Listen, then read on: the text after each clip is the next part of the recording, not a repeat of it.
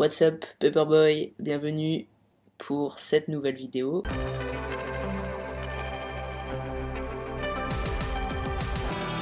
Cette semaine on parle de la chirurgie de réassignation sexuelle, je pense qu'on peut dire ça vu que c'est vraiment l'opération du sexe. Est-ce que tu envisages de faire la chirurgie du bas? Et si oui, laquelle? Et pourquoi? Euh, pour ma part, pour l'instant, je ne l'envisage pas. Ma transition physique, vraiment, ça fait pas si longtemps que je l'ai commencé, ça fait à peine 6 mois, 5 mois. Donc, même si je fais des opérations, l'opération du bas du sexe, ce sera sûrement pas la première que je ferai. Si je dois en faire une, ce serait l'opération de la poitrine. Mais pour l'opération du sexe, non, je pense pas la faire pour l'instant. Peut-être que ça évoluera évidemment, parce que tout le monde change en grandissant et tout le monde évolue avec le temps. Mais pour l'instant, c'est pas quelque chose qui me paraît essentiel à mon bien-être et ouais, je pense pas avoir besoin de vraiment d'un sexe. Comment dire ça?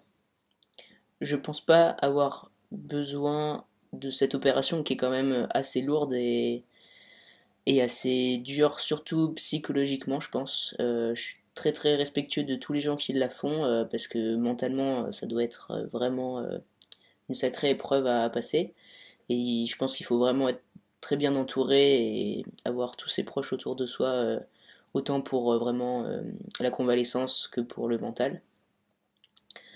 Euh, Mais moi déjà, je me sens pas du tout capable de passer cette épreuve ouais, mentalement et physiquement aussi.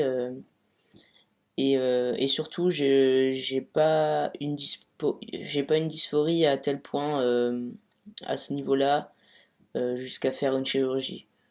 Ça me gêne pas du tout. Je veux dire, c'est pas quelque chose qu'on montre à tout le monde. Donc évidemment, c'est une dysphorie dans l'intimité, mais aux yeux de tous, personne ne le sait. Euh, alors que, par exemple, l'opération de la poitrine, c'est pas la même chose. La poitrine chez un homme, c'est quand même un endroit du corps qu'on montre assez souvent. Euh, voilà, en vacances, à la plage, pour aller à la piscine.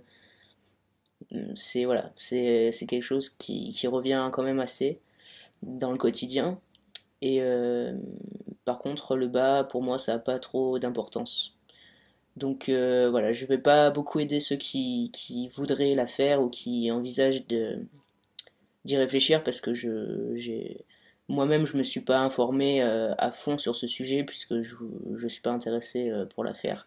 Je sais qu'il y a deux façons de faire cette chirurgie, soit une métadialoplastie, une méta, je sais que c'est une méta, je sais pas le nom exact, et la phalloplastie.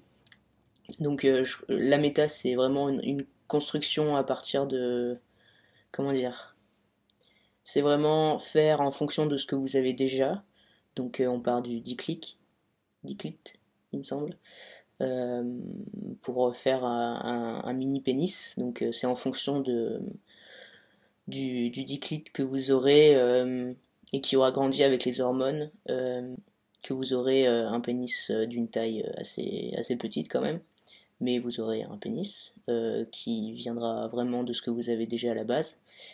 Et la phalloplastie, c'est vraiment une construction de A à Z, donc avec une greffe de votre propre peau. Donc souvent le bras, l'avant-bras, on vous prend la peau sur l'avant-bras et sur la cuisse parfois, et avec ça on fait vraiment une construction d'un pénis, on roule la peau en fait, et on vient la greffer euh, sur vos parties.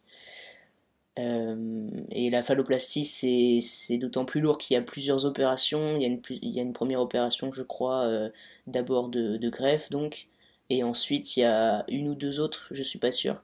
de comment dire, de mise en fonction, si on peut dire, du pénis, donc avec une pompe qui vous permet de rendre votre pénis érectible ou pas. Donc, mais je suis pas du tout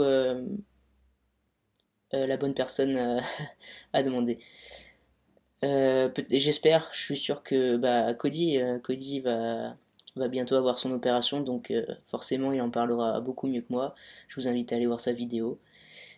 Et voilà, c'est tout ce que j'ai à dire sur ce sujet. Je me sens pas trop concerné, mais j'espère que mon avis vous aura intéressé sur le fait de ne pas en avoir besoin.